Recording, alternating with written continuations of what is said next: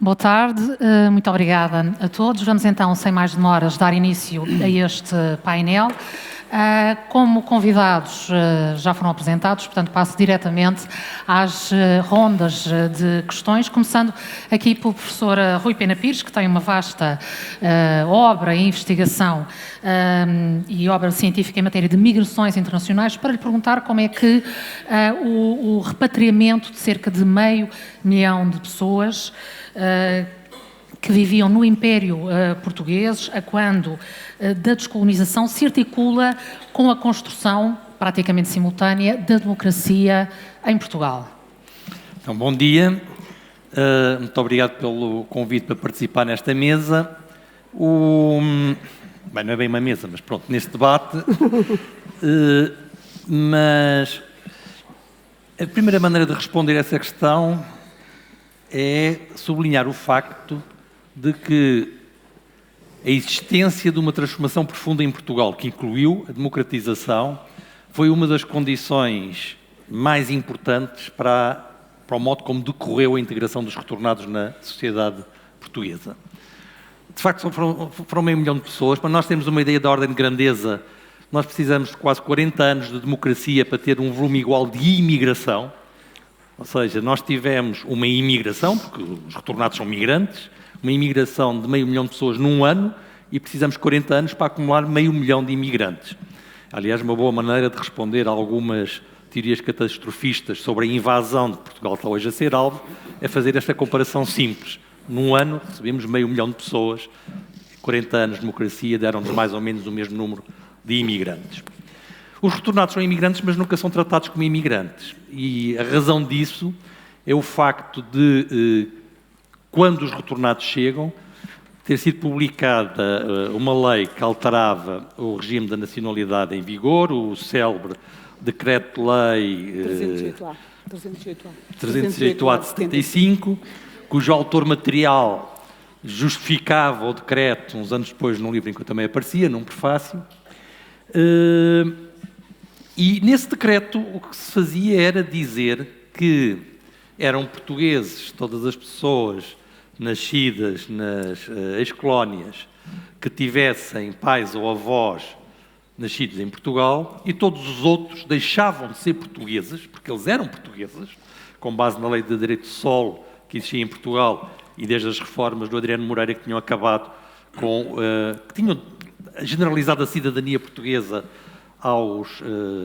às populações colonizadas, fez retirar essa cidadania portuguesa retroativamente e, portanto, pondo as coisas em termos muito brutais e simples, todos os retornados negros deixaram de ser retornados e passaram a ser imigrantes. E distinguiu-se daí para a frente a imigração dos retornados, do repatriamento, na base de um critério que, na prática, era, no essencial, um critério racial. Havia depois umas exceções neste regime, por exemplo, os retornados goeses, esses não perdiam a nacionalidade, com o argumento de que Goa não se tinha pronunciado sobre a sua independência, ou sobre a sua incorporação na União Indiana, teria sido ocupada, e outros pormenores de géneros que são um pouco irrelevantes. Basicamente, para percebermos o que se passou com os retornados, nós temos que olhar para o que aconteceu com o retorno de Angola e Moçambique, que são 95% dos retornados que vieram. Tudo o resto não deixam de ser histórias importantes para as pessoas, mas do ponto de vista agregado, social, da análise mais histórica e sociológica, não tem grande importância. Esses retornados, ao contrário dos retornados franceses que iam da Argélia para a França, que foram à volta de 650 mil, os retornados franceses foram para a Argélia e encontraram uma sociedade estável, quieta, calma. Tiveram que arranjar lugar um bocado à cotovelada. Tinham outras características diferentes dos retornados portugueses, e já lá voltamos a isso. Mas, sobretudo, encontraram uma sociedade em que os lugares não estavam abertos. Pelo contrário, em Portugal, os lugares estavam todos abertos. O facto de o retorno ser feito numa época de grande mudança amorteceu grande parte do efeito desse retorno. Em primeiro lugar, porque era mais uma perturbação no meio de muitas perturbações, não era a perturbação, como foi no caso dos retornados franceses que vieram da Argélia. E, portanto, a pergunta se a democracia, a instauração da democracia, como todas as alterações que resultaram do 25 de Abril, teve alguma coisa a ver com o modo de integração dos retornados, facilitou essa integração. E facilitou também de outras maneiras. Nós, quando olhamos para os Pieds Noirs, os chamados retornados franceses da Argélia, os Pieds Noirs tiveram expressão coletiva na sua integração na sociedade francesa. Agiram coletivamente. Por várias razões, porque a maior parte deles tinha nascido já na Argélia, os avós e os pais tinham nascido já na Argélia, e portanto eles concentram-se todos ali à volta de Marselha, né? no sul de França. No caso dos portugueses, que tinham imigrado. Os retornados portugueses, 80% tinham nascido em Portugal.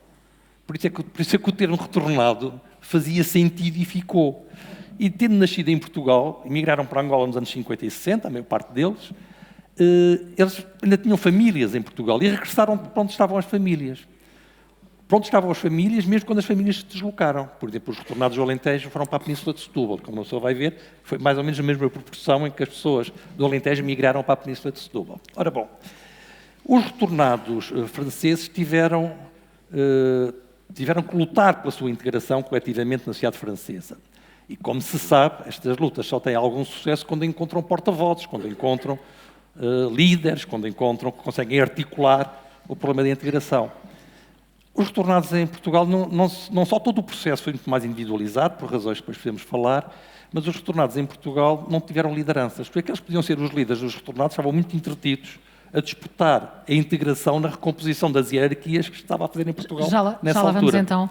E, portanto, desculpa, sim. Só para dizer só uma coisa mais final. Portanto, a democratização facilitou, por várias razões.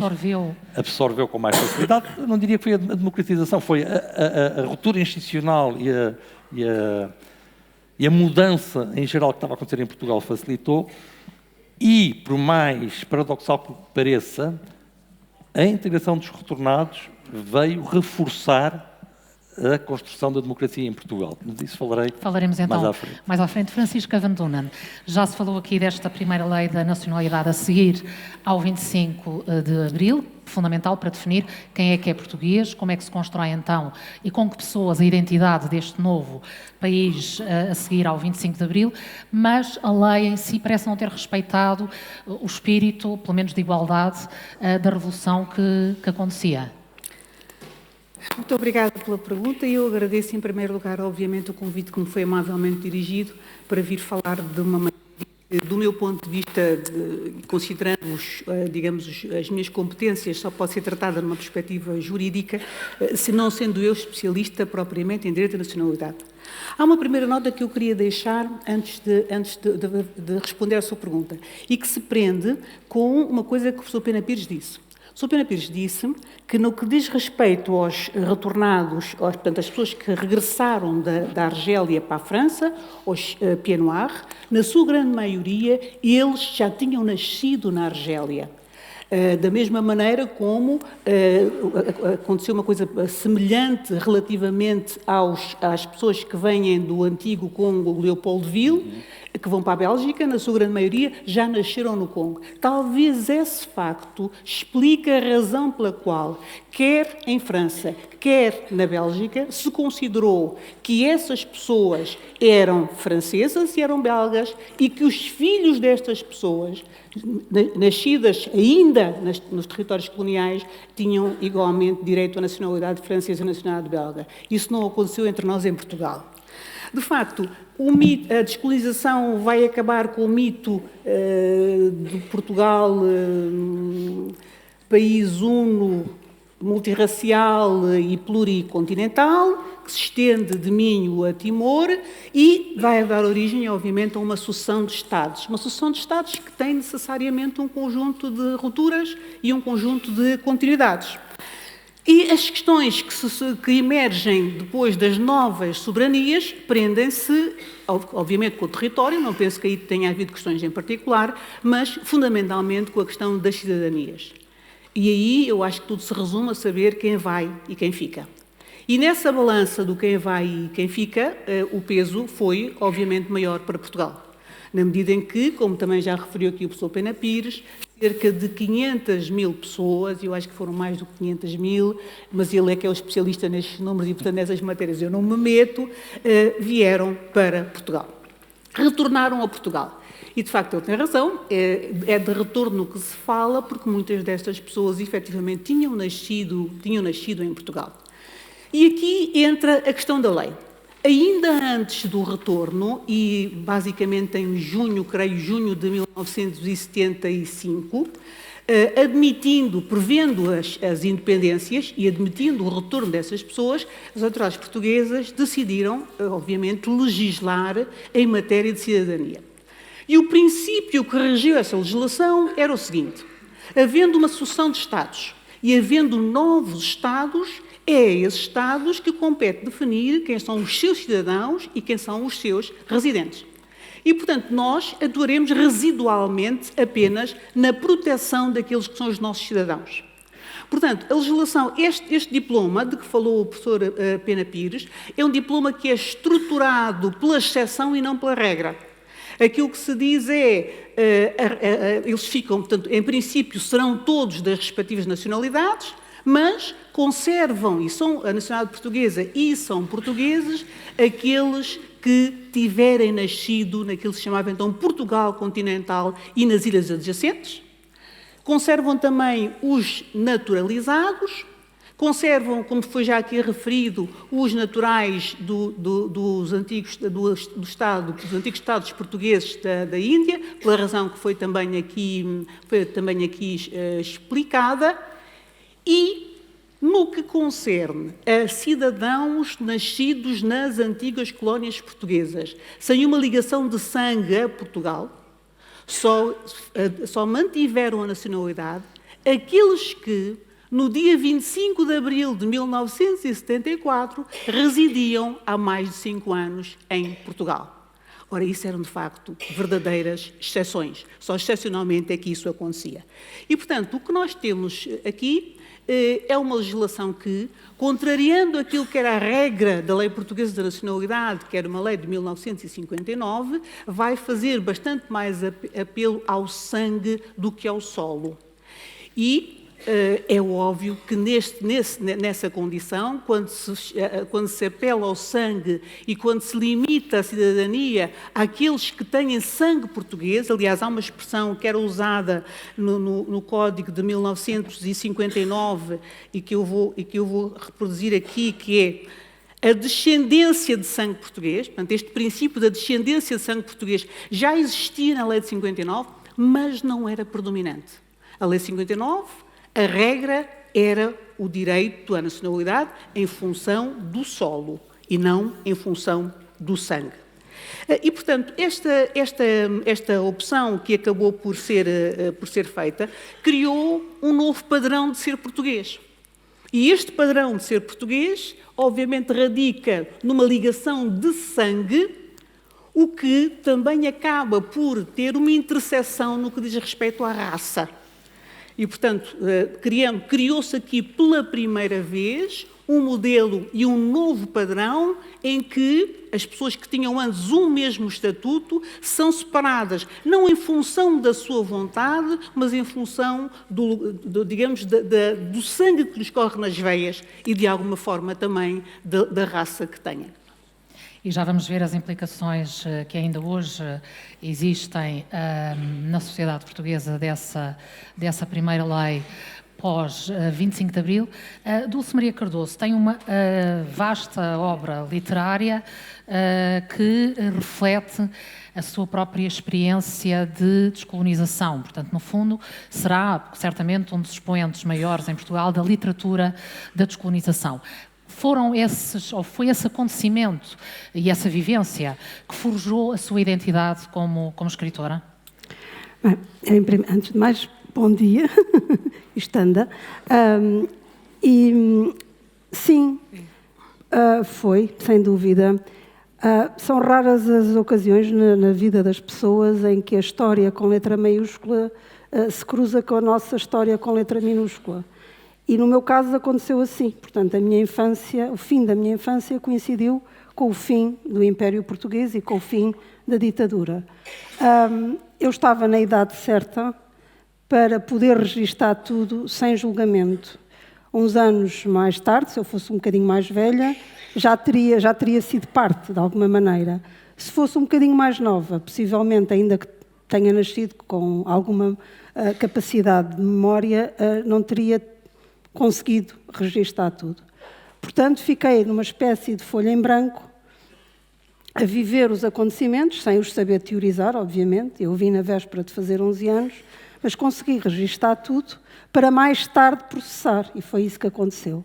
E, portanto, tem sido uma descoberta. Eu não tenho as competências, apesar de me ter licenciado em Direito, mas não tenho as competências académicas para pensar no assunto e, portanto, vou pensando por conta própria e de maneira selvagem, que, aliás, é uma coisa que me caracteriza, e chegando às minhas conclusões, que possivelmente, enfim, valem o que valem, não são institucionais, digamos assim. O que é que eu penso disso? A primeira consideração sobre isto é que, aos 11 anos, eu deixei de ser um indivíduo para passar a ser membro de um grupo altamente estigmatizado. Esta foi a primeira mudança na minha vida. Portanto, até aos 11 anos, eu era uma criança mais ou menos normal, como todas as crianças são, até era assim bastante pespineta, e de repente, de um dia para o outro, eu estou num outro país, altamente mitificado, porque era a metrópole que eu era obrigada a estudar pormenorizadamente e louvar em hinos ao Império. Eu sou a última geração de crianças que cantou hinos ao Império, aos sábados de manhã, vestida com um fato branco do exercício físico, e chegar aqui, não é? Cheguei aqui e a desilusão foi enorme, como tudo, aliás. Ou seja, a metrópole então, Portugal então, era muito diferente do que é hoje, fizemos já um longo caminho, mas ainda que não fosse assim tão diferente, e não fosse como era, como nós todos temos memória de como era Portugal em 75, eu teria sempre ficado desiludida, porque a mitificação era tão exagerada que não havia maneira de não haver uma desilusão profunda. Mas o que me perturbou mais foi eu ter perdido o meu nome e ter perdido a minha identidade. Porque, de repente, eu não era a Dulce com as características que eu costumava responder por, e passei a ser a retornada entre os retornados, em que era, eu não posso brincar contigo porque és retornada, ou a minha mãe diz que os retornados isto, ou que os retornados aquilo, e de repente eu passei a responder por um grupo. E essa, por exemplo, foi uma desumanização. Quando uma pessoa perde a sua individualidade e passa a ser parte de um grupo altamente estigmatizado, que o foi, em 75, 76, 77, obviamente que provoca uma revolução na personalidade. Não é? Há um antes e depois da vinda. Por outro lado, só há bem pouco tempo é que eu me apercebi, quando me faziam muitas perguntas sobre Angola e Portugal, e eu nunca dava uma resposta capaz, porque eu não percebia uma coisa que agora é muito evidente, mas que demorei muitos anos a chegar lá, que é, eu não vivia em Angola, e a minha escolha não é entre Angola e Portugal. Eu vivi numa colónia, e a colónia é uma entidade própria. A colónia é um espaço e um tempo que não irrepetível e que é fundado sobre o signo da violência. Da opressão. E da opressão. Portanto, a existência da colónia é por si só o poder e a submissão. E, portanto, eu vivi nesse espaço e nesse tempo. Eu não vivi em Angola, e, obviamente, a minha infância eu não estive em Portugal, aliás, nunca cá tinha vindo. Mas eu não sou... Viveu numa outra entidade que se pulverizou. Exatamente. Mas onde também, peço desculpa, mas já agora aproveitando a deixa que deu, onde também havia, de certa forma, uma entidade coletiva que eram os colonos, não é? Isto em relação aos oprimidos. Exatamente. Portanto, aí, de certa forma, também poderia a identidade possível na altura apresentar-se dessa forma. Através dessa entidade coletiva. Depois é a dificuldade das pessoas que viveram isto e que não estão do lado de fora a analisar o direito, ou a analisar os números, ou seja o que for. A questão é esta, as pessoas que viveram isto, há uma esquizofrenia entre a memória privada e a memória pública. Eu tenho a memória pública agora da colónia, sei o que se passou na colónia, consegui encaixar tudo aquilo que eu vi naquilo que agora sei o que era a colónia, mas eu também tenho a minha memória privada. E a minha memória privada é a minha infância e a vida da minha família e dos meus amigos. E, portanto, eu compreendo que este assunto seja para quem viveu, para quem veio como eu na ponta aérea, para quem esteve alojado em hotéis, para quem esteve na fila da Cruz Vermelha, das Cáritas, para quem passou anos com senhas disto e daquilo e daquele outro. Eu percebo que seja muito difícil falar disto sem ser de uma maneira emotiva. Porque eu própria tenho uma grande dificuldade em quando estou a dizer sim, havia racismo, obviamente. Aliás, nem sei como é que a pergunta se põe. Se ainda agora temos problemas graves sobre o racismo, como é que numa colónia, em 75, antes de 75, não havia racismo? Obviamente que havia racismo. E claro que havia manifestações desse racismo, que eu pude presenciar. O problema é de repente dizer sim, mas eu fazia parte, eu por causa da minha cor de pele, e os meus pais por causa da cor de pele, e do papel que desempenhavam na colónia, eu era parte dos agressores.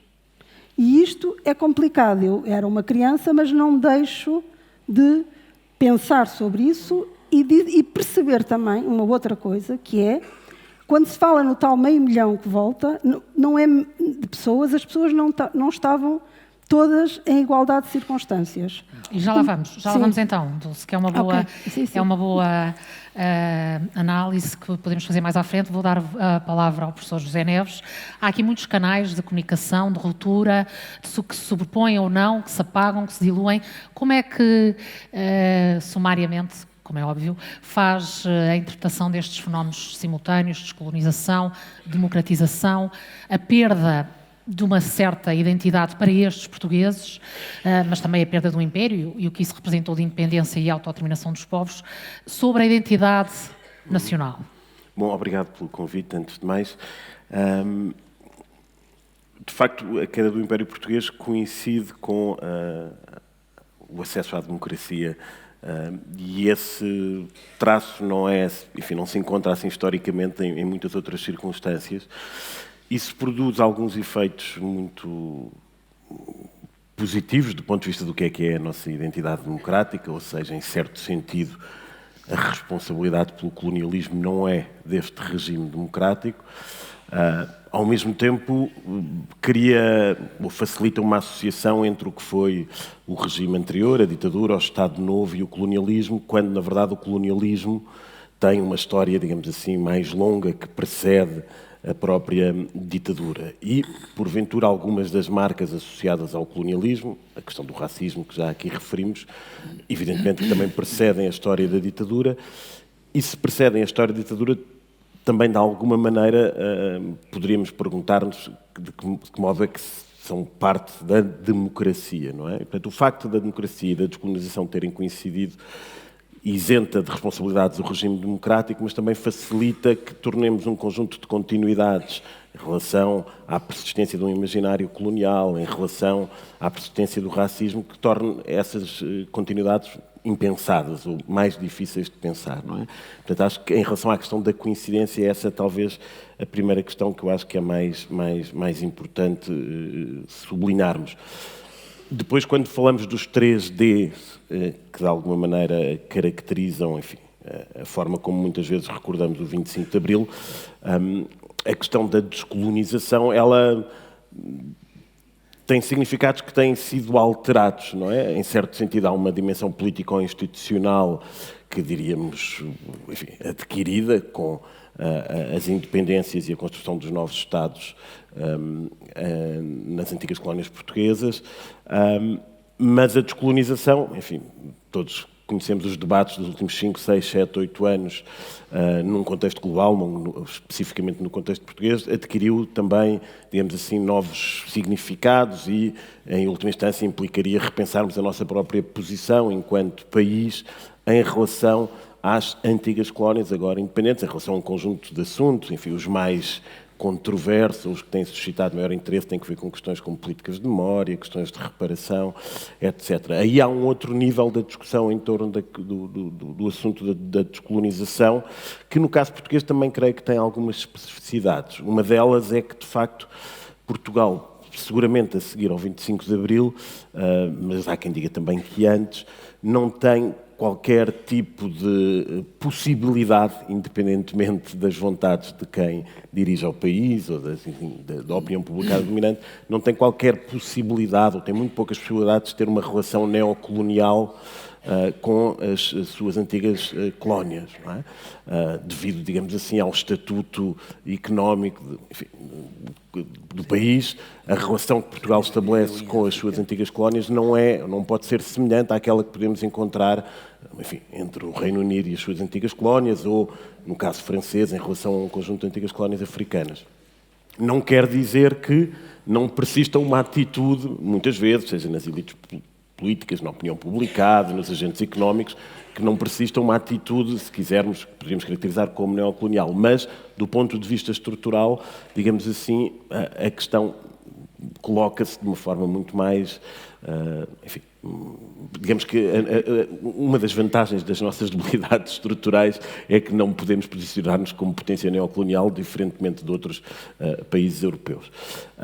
E, portanto, há aqui traços que têm que ver com uma história global da descolonização, portanto, uma história do fim dos impérios coloniais europeus, o último a cair foi o português, mas depois há especificidades que têm que ver com o caso português e que também afetarão, como, enfim, já vimos aqui um pouco a questão dos retornados. Muito obrigada. Rui Pena Pires. A segundo percebi há pouco, o que conclui é que ainda bem que houve um processo de democratização em simultâneo com a perda do Império. Ainda bem que houve um processo de democratização. Não, sim, exato. Primeiro, em primeiro lugar... E ainda bem que houve a queda do Império também. Sim, ainda bem que houve. Mas o facto de coincidirem evitou, de alguma forma, que houvesse um traumatismo coletivo, público, visível, que se repercutisse sobre a sociedade portuguesa. Sim, é verdade. Quer dizer, há histórias de trauma em todas as pessoas que foram repatriadas para Portugal. Eu digo coletivo, não é? Há essa história de trauma muitas vezes é partilhada coletivamente, mas ela não transformou esse trauma, não transformou a narrativa nacional e, portanto, não está expressa Há um conceito que é muito... a sua relação com a política e com várias outras coisas. Bom, a democracia... Deixa-me só dizer, a democracia tem 3 relações fortes com a história dos retornados. A primeira relação forte é que nós não podemos esquecer que as colónias não eram democráticas para ninguém. E isso é uma diferença em relação, por exemplo, ao Senegal de Senghor, e é uma diferença mesmo em relação ao regime do apartheid. O Nelson Mandela, uma das coisas que exige é que um regime que é bom para os brancos seja estendido a toda a gente, não seja uma reserva, não seja negado à população branca. Em Angola não havia nada disso. Em Angola o regime era mau para toda a gente, inclusive para os colonos, o regime político. E porquê é que isso é importante? Isso é importante porque isso, de facto, não se vai traduzir numa consciência coletiva tão forte de colono, como poderia acontecer se houvesse partidos colonos, brancos, etc., a atuar em Angola. E isso vai retirar do processo negocial da descolonização a população branca das colónias. E, nesse sentido, isso explica por que razão é que o êxodo se faz de forma tão abrupta. E é esse êxodo de forma abrupta que vai ser comum e partilhado por todos os retornados e que está na origem, apesar de tudo, na emergência em certos setores da população retornada de um sentido de comunidade, de coletividade. Porque eles eram diferentes, uns eram ricos, outros eram pobres, outros eram muito educados, outros pouco educados, etc., mas viveram o mesmo acontecimento traumático. O facto de Portugal estar em democratização quando os retornados chegam, ou melhor, estar em mudança quando os retornados chegam, absorve mais facilmente aquilo que é o impacto dos retornados. Em muitos planos, demoramos muito tempo a identificá-los todos. Mas, para além disso, vai reforçar a democracia. Não vai reforçar a democracia porque os retornados são todos muito democratas. Quer dizer, as coisas às vezes não se explicam desta forma tão direta. Mas há uma coisa que me surpreende ser poucas vezes interrogada. Um dos mecanismos que legitimou a democracia portuguesa muito rapidamente foi a velocidade com que nós começamos a construir um Estado social, um Estado de Providência, com que alargamos o Estado, em particular, nas funções sociais. E ninguém se pergunta como é que de repente apareceram médicos que demoraram não sei quantos anos a formar, professores que demoraram não sei quantos anos a formar, onde é que eles estavam? Não, porque aquilo não parou, agora vamos formar médicos, depois vamos fazer escolas. Não, começaram-se a abrir. E vieram de Angola, vieram de Moçambique. Porque há uma coisa muito importante. Um dos maiores mitos sobre a imigração portuguesa é que a imigração portuguesa só agora é que é qualificada, que antes era só de trabalhadores pobres para a França e para a Alemanha. Não é verdade.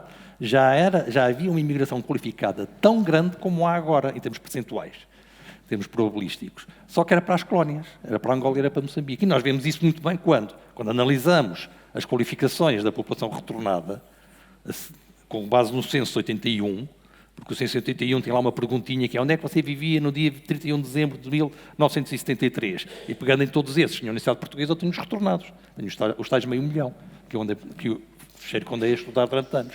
Portanto, o que diz é que foram absorvidos para a construção do novo Estado democrático. Foram porque tinham essas qualificações. Só para se ter uma ideia. Em Portugal, em 1981, um terço quase da população, com mais de 30 anos, era analfabeta. Um terço. Nós às vezes não temos ideia do nosso ponto de partida. Entre os retornados era 5%, a porcentagem de analfabetos com mais de 30 anos. São mundos bastante diferentes. Portanto, esta relação foi forte. Agora, é evidente que a integração dos retornados foi variável. Os retornados africanos foram marginalizados e estigmatizados mais do que outros.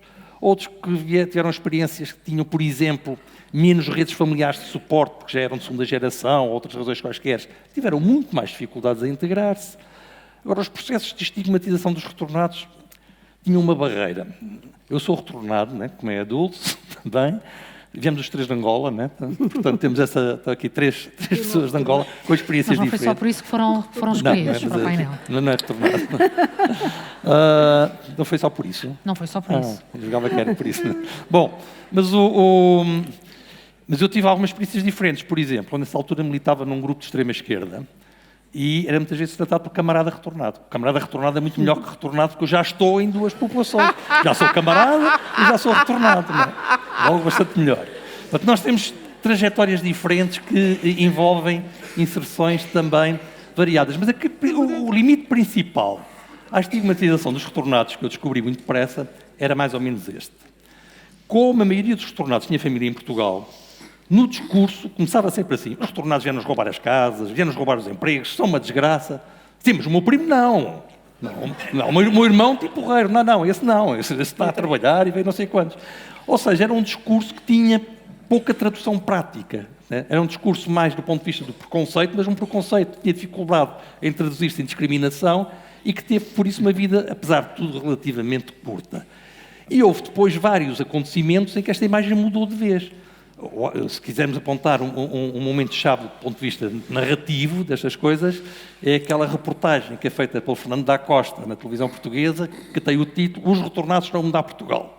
E depois sai o livro Os Retornados Estão a Mudar Portugal. Deve ter sido o maior êxito editorial do Fernando da Costa de sempre, que ele vendeu centenas de milhares, teve várias edições. E o que é que o livro contava? Já não contava que os retornados eram os coitadinhos que tinham sido uma desgraça em Portugal. Não! Eram os tipos com muitas competências que até vieram contribuir para o desenvolvimento português. E tudo isto foi alterando a percepção que houve dos retornados. Para ter uma percepção mista, como aliás são quase todas as coisas, não é?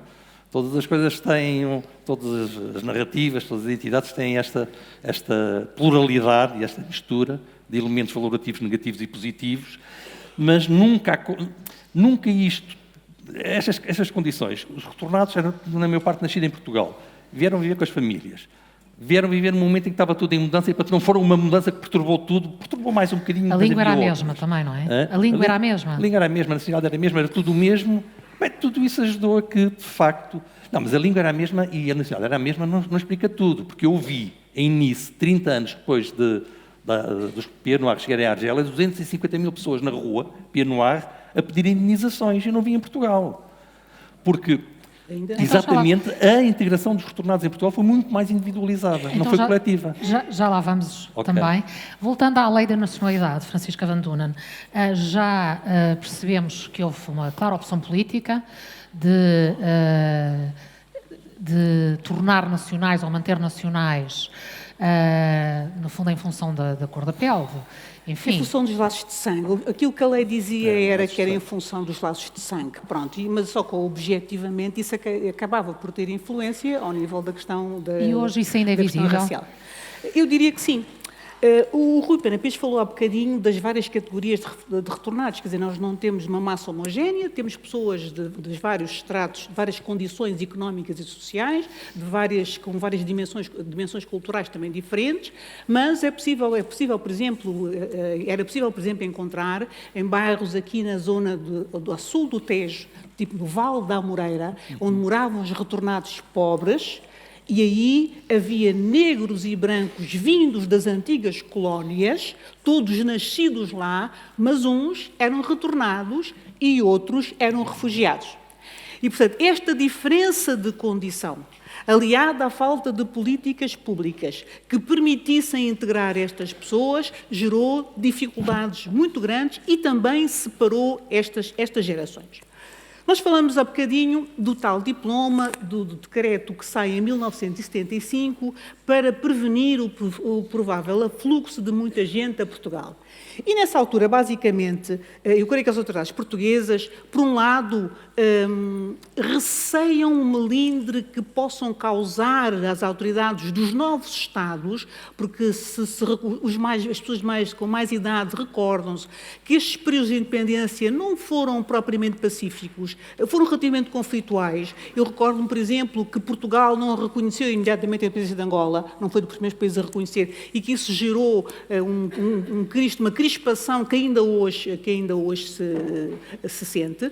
Mas, como eu dizia, há, digamos que, várias levas de pessoas que chegaram nessa altura, há levas de pessoas que vão chegando posteriormente, mas a lei portuguesa o que faz é, na prevenção do risco do grande afluxo, diz, ok, são portugueses os que têm sangue português, mas recorda-se, alto lá, mas há ali também uns quantos que não têm sangue português, mas que talvez possam vir para cá, uns que tiveram no exército português, que distinguiram os flechas, os GEs, os TEs, as tropas especiais, etc. E, portanto, esse diploma, que é um diploma que consagra uma regra excepcional, tem depois uma cláusula de salvaguarda relativamente a pessoas que, pela sua especial ligação a Portugal, podem conservar a nacionalidade. Mas podem conservar através de um processo administrativo longo e complexo. Ora bem, aquilo que basicamente dizia a lei era que a tal cláusula de salvaguarda, em casos em que uma relação especial de conexão com Portugal evidenciar uma inequívoca manifestação de sentido português que o justificasse. Ora bem, isto não diz nada. Isto não diz nada. E a quem é que competia decidir estes casos? Isto era casuístico e o Conselho de Ministros delegou nos Ministros da Justiça e da Administração Interna o poder de discricionariamente atribuírem a nacionalidade portuguesa ou fazerem a conservação da nacionalidade às pessoas nestas condições que viessem requerer. E, a certa altura, a preocupação era tão grande com o afluxo de pessoas que podia vir, que vão saindo sucessivas resoluções do Conselho de Ministros a dizer, alto lá, é preciso ter cuidado, é preciso que a concessão de nacionalidade nestas condições tenha em conta as dificuldades económicas que pode gerar para Portugal um grande afluxo de pessoas e o contexto específico em que nós vivemos. E algumas dessas resoluções deram, a título exemplificativo, mas eu diria que era quase taxativo, um conjunto de situações que deviam ser atendíveis para a possível concessão de nacionalidade desses tais que não tinham sangue português. E, portanto, uma das resoluções, a primeira resolução que sai é logo em dezembro de 1976.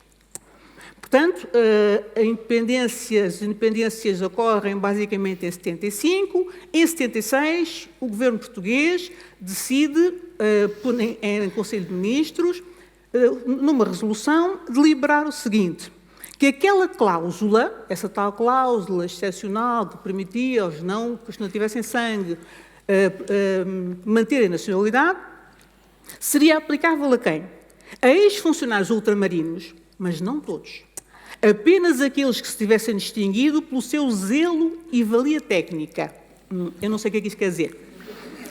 Depois, ex-combatentes das Forças Armadas Portuguesas que se tenham distinguido pela sua lealdade e portuguesismo. Eu aqui já estou mais próxima, são as tropas especiais. Depois, os naturais das ex-colónias, cuja permanência ou cujo regresso ao respectivo novo país envolva risco atendível de saúde ou qualquer outro. E, portanto, esta no fundo, é, digamos que, a área residual desta cláusula. Ora bem, esta interpretação restritiva foi sendo sucessivamente reiterada por vários diplomas, de tal maneira que condicionou estritamente a possibilidade de se ter a nacionalidade nessas condições.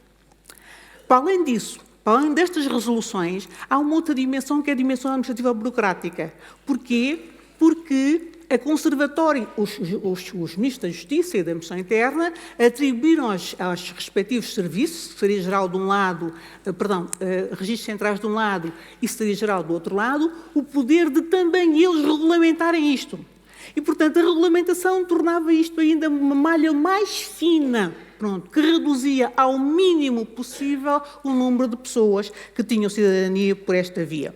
E, portanto, muitas pessoas, algumas delas até já nascidas em Portugal, tiveram muita dificuldade em ter acesso à nacionalidade. E isso, obviamente, criou os fenómenos de dissociação social que nós conhecemos e que se verificaram em várias áreas do país, mas em particular nos grandes centros urbanos. De facto, não foi um processo igual para todos. Já há pouco a Dulce dizia, ou queria destacar a questão precisamente do diferente impacto consoante o grupo, enfim, a que se pertencia. Exatamente, eu acho que o retorno não foi igual para todos e cada retornado foi feliz ou infeliz à sua maneira, e como dos mais fracos ou dos vencidos não reza a história, não sabemos os tais casos de sucesso e não sabemos os outros. O problema, ou seja, o que foi mais problemático foi para as pessoas que tinham um vínculo à função pública. Esses foram integrados cá e até subiram de letras, causando uma grande injustiça, uma ideia de injustiça, e até com razão. Ou seja, as pessoas que estavam cá diziam, mas agora estas pessoas todas vêm ainda, sobem não sei quantos lugares à nossa frente, e causou ainda ou seja, as pessoas ficaram mais acirradas contra os retornados. Aqui o grande estigma era o dinheiro. Mais uma vez, isso não mudou desde o início da humanidade e não vai mudar nunca. Ou seja, os retornados que vieram com algum dinheiro eram exóticos. Portanto.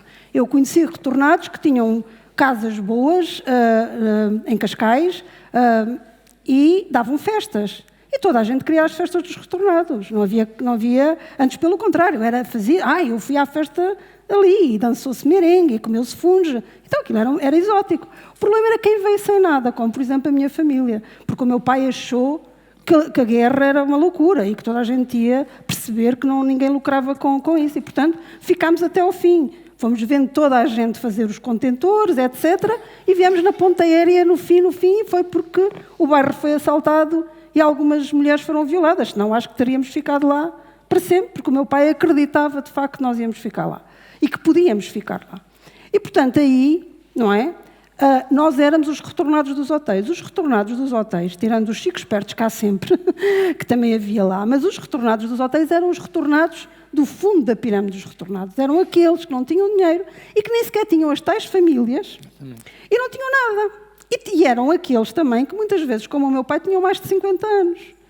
E sem dinheiro. E agora o que é que se faz num país que não é propriamente assim, não era então, não é agora, nunca foi, tirando a fase do ouro do Brasil, penso eu, assim um país próspero e com grandes oportunidades, o que é que se faz com a mágoa de se ter perdido uma vida ou um modo de vida? E repare que estas pessoas foram para lá com carta de chamada, depois para Angola rapidamente em força, estas pessoas foram incumbidas de povoar o Oco Império.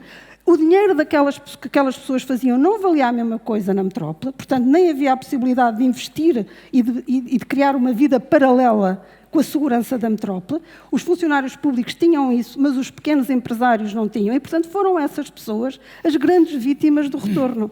Foram essas pessoas. E depois, de facto, os africanos que vieram também e que tiveram os problemas todos legais. Mas essas pessoas foram as vítimas. E também no hotel havia os camaradas retornados. Aliás, lembro-me sempre do porteiro do hotel, que continuava em funções. E eu tenho muita pena que Portugal não tenha uma indústria cinematográfica que pudesse recriar o ambiente enlouquecido que se vivia naqueles hotéis, porque eram hotéis sobrelotados, onde um quarto dava para o dobro das pessoas, mas que se mantinha mais ou menos os profissionais com as mesmas funções, e lembro-me que o porteiro também dizia: bom dia, camarada retornado. Assim, eram todos, basicamente, e portanto ele tratava assim toda a gente. Estas pessoas foram as verdadeiras vítimas de um lado e do outro, porque foram joguetes para ir povoar o Império, foram para Angola ou para Moçambique, e havia muita disputa entre uns retornados e outros. Os de Moçambique achavam que os retornados de Angola eram realmente uns broncos. E eu não me apercebi, porque eu nunca tinha visto um moçambicano até então, não é? Portanto, só depois tivemos que conviver todos. E lembro-me da primeira, além da metrópole me dizerem que eu era retornada, um retornado moçambicano disse: tu és pior, tu és retornada de Angola. Portanto, ou seja, o que é que mais me iria acontecer? Há sempre um underdog. Exato. E, portanto, esses retornados, e acredito que a justiça tarda em ser feita, foram joguetes, foram duplamente. Foram primeiro para Angola rapidamente em força com cartas de chamada e etc., com uma política completamente colonialista de fixação no território, e depois vieram para cá. Eram os reacionários, os fascistas. O meu pai, uma das razões de ter ido para Angola foi porque fez parte das listas de Humberto Delgado e perdeu o direito de voto. Chegou cá, era fascista, colonialista, reacionário, era tudo. E mais umas botas. E, portanto, estas pessoas a justiça tardou a ser feita.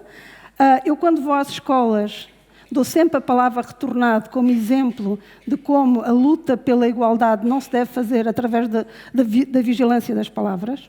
Quando eu cresci, ser retornada era péssimo. Ninguém queria os filhos casados com retornadas.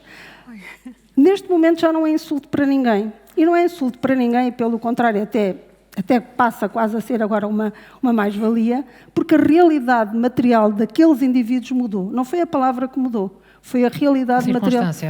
Não, foi... A circunstância económica, desde logo. E porquê que as pessoas se integraram? As pessoas integraram-se, os de função pública, porque tinham que trabalhar com as pessoas de cá, etc. Os dos pequenos comércios, os tais pequenos empresários, porque a coisa que fizeram foi criar novos empregos. E, portanto, os clientes destes cafés, supermercados, padarias, eram os de cá. E eles perceberam rapidamente que não podiam fazer negócio com base na inimizade. O motivo da integração foi essa, ou seja, não foi uma grande política especial, foi isso, foi. Nós temos que viver cá e estas pessoas são os clientes dos negócios que nós vamos abrir. E foi isso. José Neves, pouco depois, em 1986, Portugal aderiu à Comunidade Económica Europeia. Essa entrada numa nova região, num novo mundo, funcionou de alguma forma como um veículo de amnésia em relação ao Império e às suas consequências, designadamente à descolonização, ao retorno de pessoas, um veículo de amnésia imperial, digamos assim?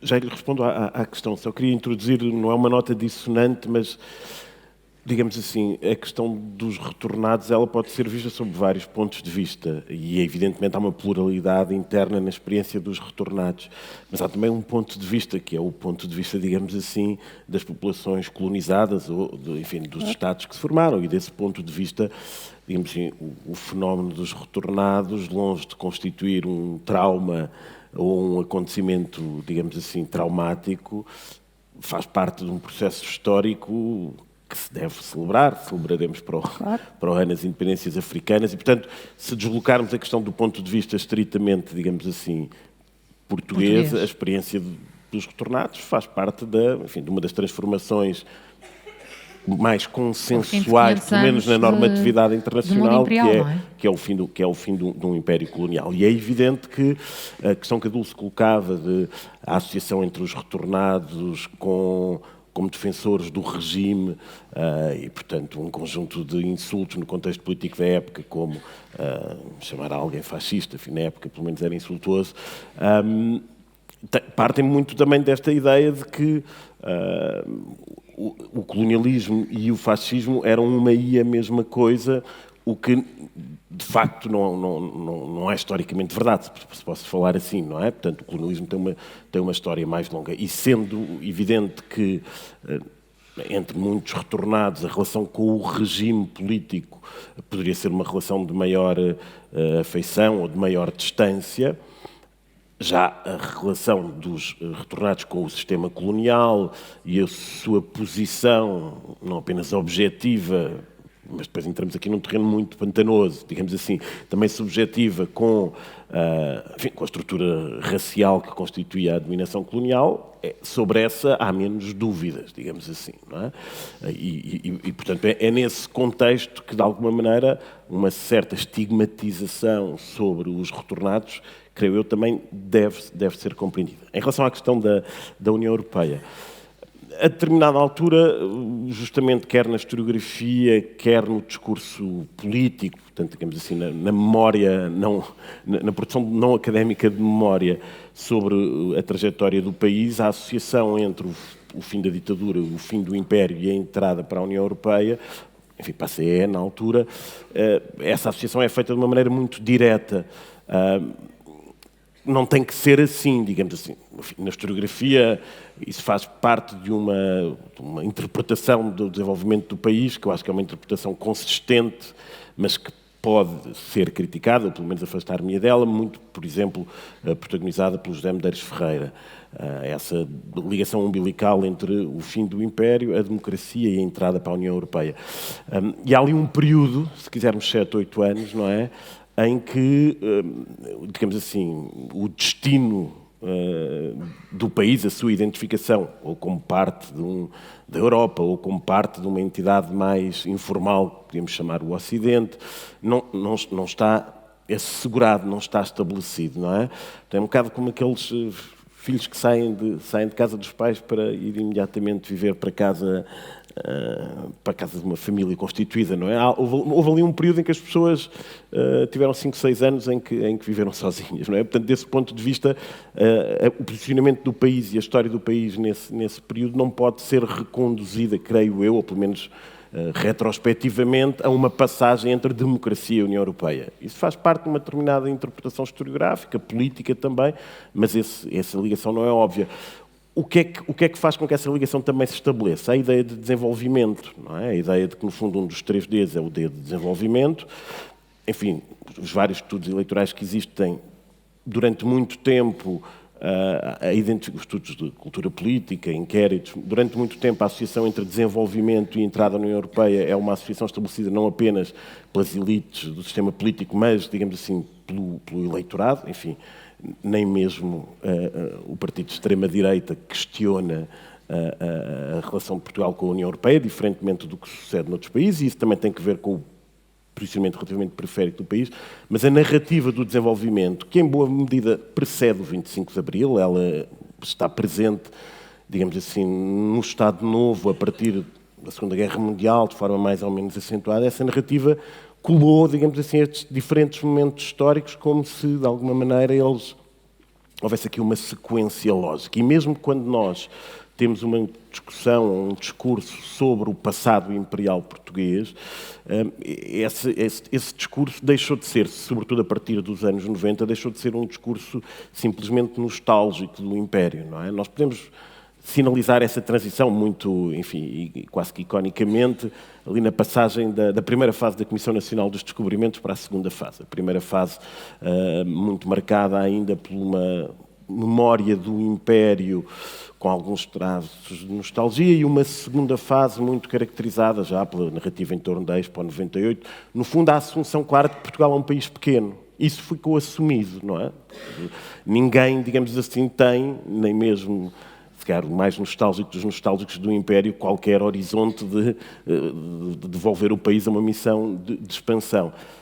Permaneceu um imaginário imperial porque a ideia é que Portugal não é um país pequeno, mas é um país pequeno que... Portugal é um país pequeno, mas é um país pequeno que é capaz de fazer coisas grandes, não é? E é isso que permite, por exemplo, que ao mesmo tempo celebremos a democracia e celebremos, quem celebra, os descobrimentos, não é? Porque justamente os descobrimentos, e põe-se entre parênteses o período colonial, não é? Porque os descobrimentos era aquele momento em que ainda não se era um país grande, E, portanto, ainda era um país pequeno capaz de fazer coisas grandes. E essa tem sido a base de muitos discursos políticos, ao centro-direita, ao centro-esquerda, se calhar ao centro-direita as autoestradas, se calhar no centro-esquerda a educação, o choque tecnológico, a paixão pela educação, o que for, mas que é uma narrativa desenvolvimentivista com uma mesma matriz, mas que reconhece, desse ponto de vista, quer dizer, o passado imperial passou. A capacidade de fazer coisas grandes, que ninguém sabe bem exatamente o que é, pode-se traduzir, enfim, num investimento em capital humano, pode-se... enfim, todo um conjunto desses discursos. Isso está presente no discurso político hoje em dia, claro, ainda. E vamos então para uma última ronda mais breve. Rui Pena Pires, concorda com esta visão de que o desenvolvimento, no fundo, era o subtexto desta evolução do país a partir do 25 de Abril? Não está convencido? Não. O país desenvolveu-se muito e não era... Os 3 Gs tiveram, de facto, expressões diferentes. Mas a força motriz era essa, desenvolvimento? Era, desenvolvimento. E depois culminou com essa adesão Agora, eu acho que a força motriz era mesmo a democratização, que essa era a principal, todas as outras foram montadas nesta força maior. Eu queria só dizer 2 coisas muito rápidas. Muito rápido.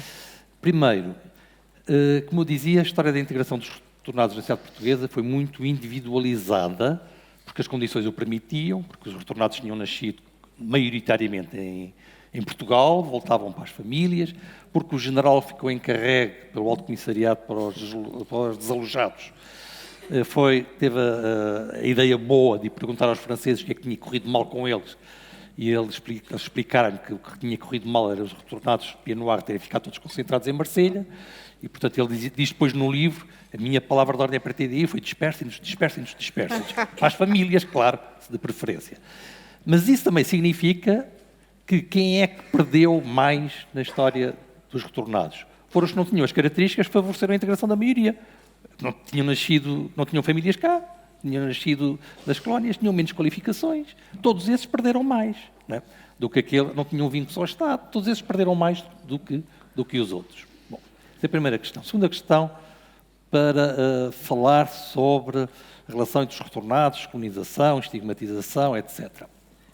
Os retornados, a população que foi para Angola cresceu muito depressa, em 10 anos. Por exemplo, eu fui para uma cidade, na altura se chamava Nova Lisboa, em 1962, tinha 20 e tal mil habitantes. Quando eu saí de lá para estudar na Universidade de Luanda, em 72, tinha 75 mil. Era um crescimento muito, muito grande. E, portanto, nem sequer havia... Por isso também não havia essa tal consciência do colono. Era uma população a constituir-se. Bom, e que serviu de suporte à constituição de uma série de instituições, desde privadas a públicas.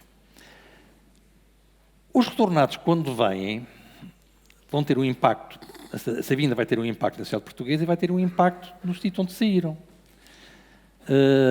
E eu hoje percebo melhor, muito melhor, a descasca que levei do Lúcio Lara, um dos grandes dirigentes do MPLA, na altura, que me disse, em finais de 74, deixa de descredices e vai, mas é tentar convencer os brancos a não se irem todos embora ao mesmo tempo.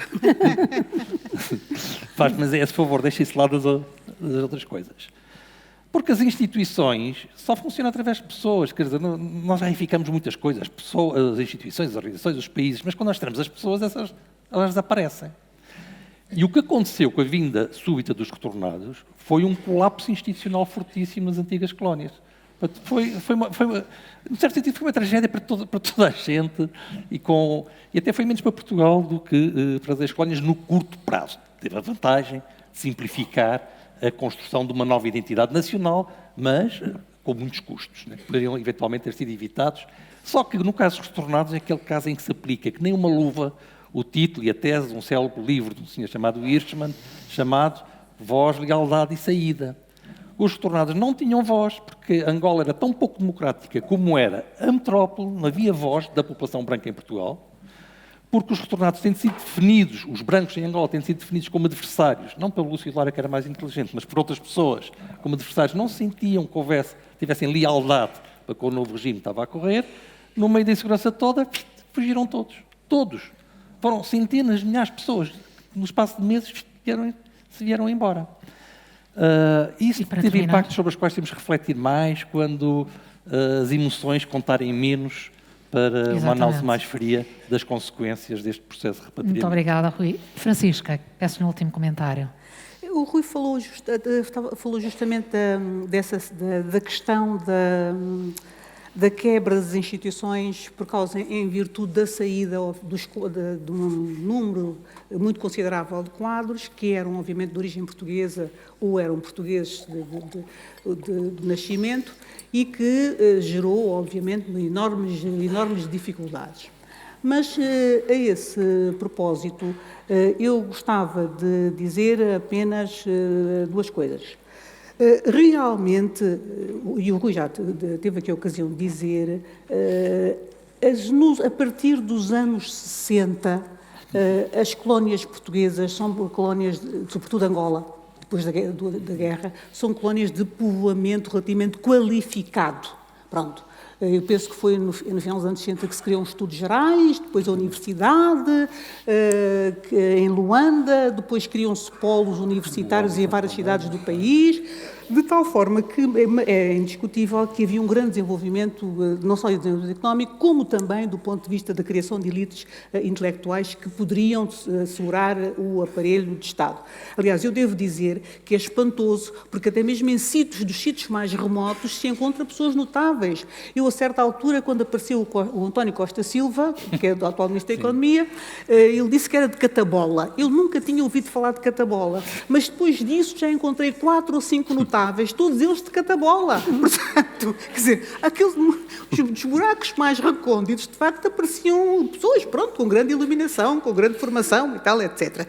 E, portanto, e houve da parte, eu diria, das autoridades, das novas autoridades também, algum descuido no sentido, é verdade que as leis de nacionalidade não foram em espelho, por exemplo, a lei angolana dizia que eram angolanos os naturais de Angola, que era uma expressão clássica, uma expressão histórica utilizada e que era uma expressão englobante, que não era, de facto, não era uma expressão racializada, mas que era uma expressão englobante, englobava todos aqueles que lutavam pela independência de Angola.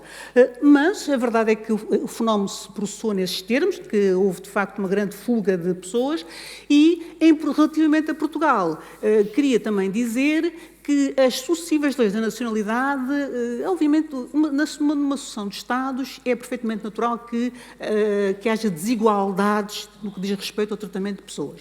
A desigualdade não é um mal em si. A desigualdade só é um mal, e neste caso, na perspectiva do direito internacional privado, na medida em que desrespeita um conjunto de regras que são comumente aceitas pelo direito internacional privado, nomeadamente o princípio da unidade da nacionalidade familiar, o princípio da proibição da patria, que não foram efetivamente bem acauteladas por Portugal logo no início. As sucessivas leis, eu creio que só a partir de 2006...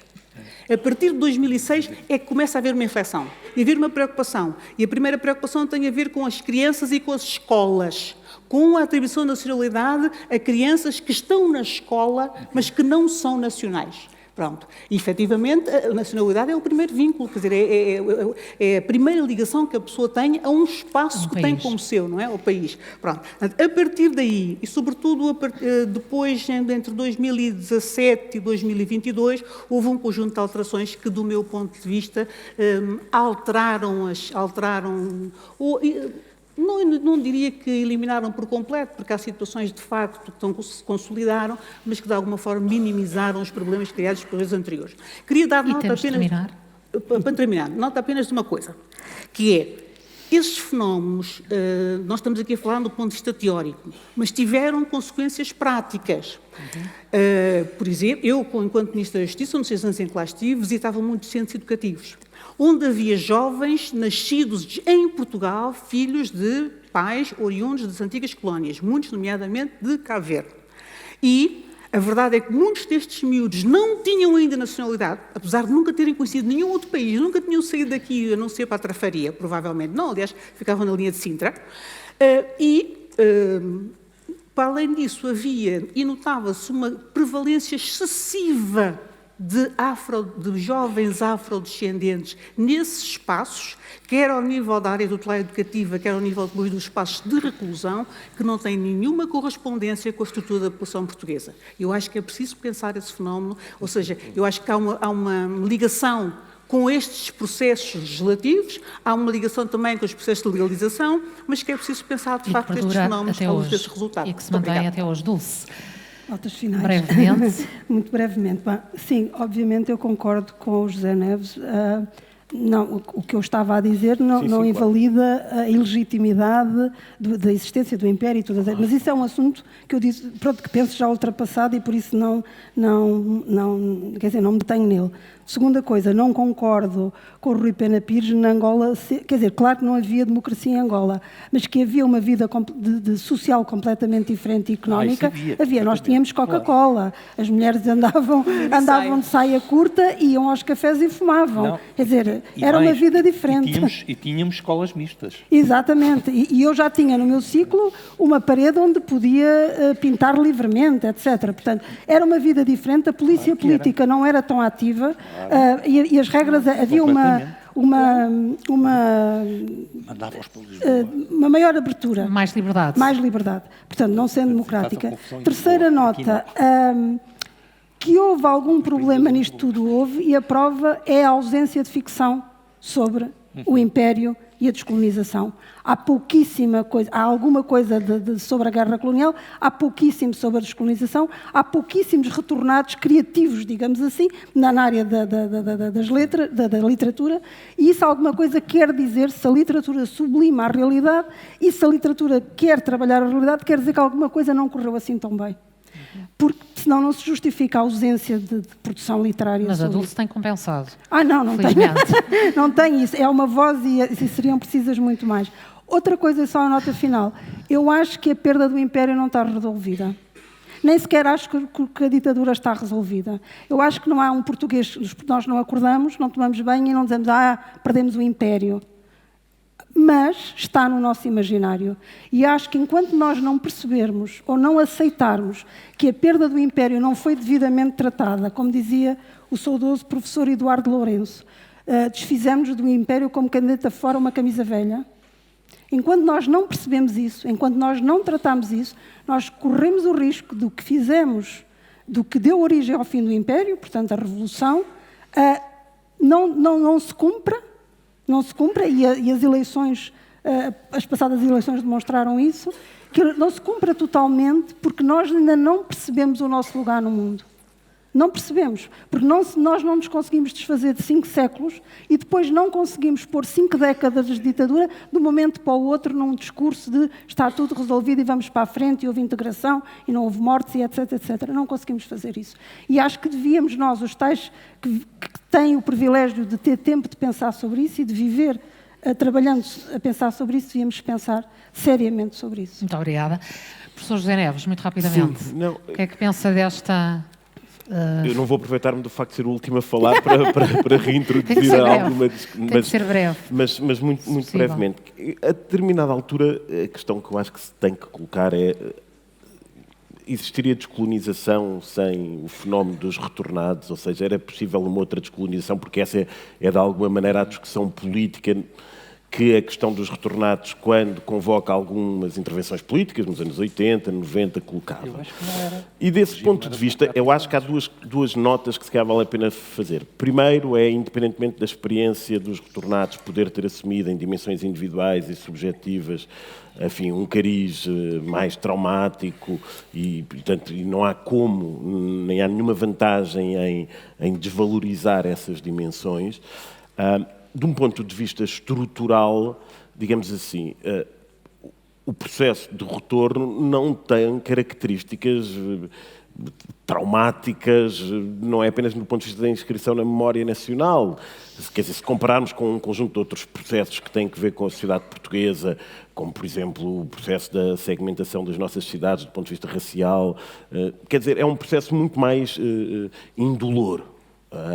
E isso, quando optamos por priorizar o que é um problema e o que não é um problema social e político, deve ser, creio eu, levado em linha de conta. Depois há uma discussão que eu acho que é importante, que é a discussão do racismo que nós evitamos ter em relação à questão dos retornados, como evitamos ter em relação a variadíssimas outras questões. A questão aqui não pode ser, e aqui a dificuldade, sobretudo neste contexto das últimas semanas, de discutir o assunto, e vou terminando, a questão não pode ser a de tentarmos saber qual era a percentagem de retornados de colonos portugueses que era racista ou não. A questão não tem interesse colocar-se desse ponto de vista. Aliás, se há algum interesse em nós enunciarmos que o racismo é uma questão estrutural, é porque as questões estruturais, digamos assim, não se resumem a quantos indivíduos é que as compõem. Mas essa discussão é uma discussão que nós deveríamos ter para chamar a atenção para um aspecto que eu acho que é importante, e termino com isto, quando muitas vezes estamos a discutir os 18,3% de eleitores que votaram no Chega, são racistas, não são racistas, a discussão colocada nesse prisma, do ponto de vista científico e do ponto de vista político, parece-me pouco interessante. Há uma outra questão que eu acho que é interessante, que é, há 18,3% de pessoas que não dá ao antirracismo ou à crítica do racismo suficiente importância para isso condicionar o seu voto, não é? E essa é uma outra forma de colocar a discussão. E ficamos com essa ideia registada, quiçá, para um próximo debate. Muito obrigada a todos. Obrigada. Ficamos por aqui. Boa tarde. Obrigada.